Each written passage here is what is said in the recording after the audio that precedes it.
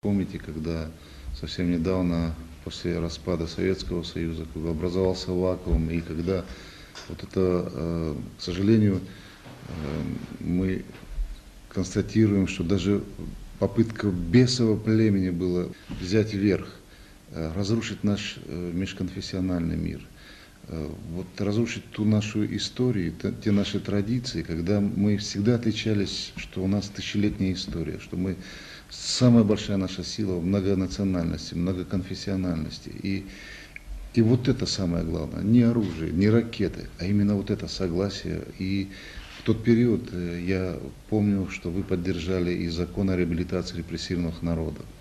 Мы все, не дожидаясь, чтобы кто-то со стороны нас упрекал, мы все осудили тот и тоталитарный режим, и те гонения по отношению к людям, и к отдельным личностям, и к религии.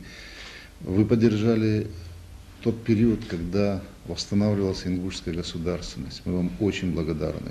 Но я хотел бы тоже, в свою очередь, сердечно поблагодарить вас за то, что вы вносите для межнационального, межрелигиозного мира в своей республике. Не так уже много сегодня русскоязычного осталось населения, но вы призываете возвращаться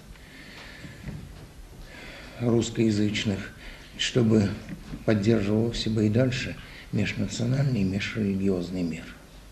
По поручению многонационального народа Ингушетии указ за выдающийся вклад в восстановление исторической справедливости по реабилитации ингушского народа и развитие его государственности, обеспечение прав и свобод человека, укрепление мира и согласия между народами, наградить орденом за заслуги Алексия II, патриарха Московской и всея Руси, ну и президента Ингушетии.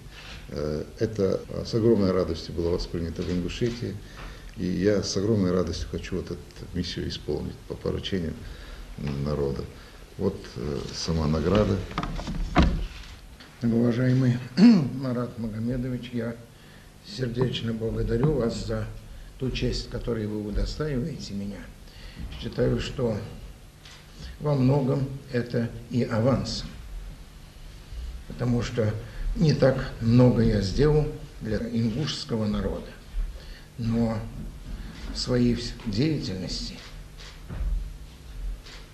в очень нелегкий период для России за 15 лет своего патриаршего служения я всегда старался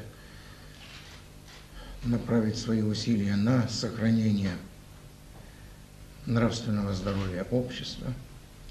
Это наша общая задача межнационального согласия, межрелигиозного согласия, сотрудничества, взаимопонимания, чтобы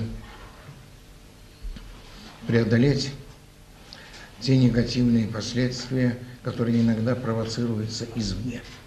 Потому что наши народы, они на протяжении веков жили вместе и являли пример доброго согласия и сотрудничества. И вот это сотрудничество надо продолжать, и все мы в этом отношении должны служить и будем служить этим целям.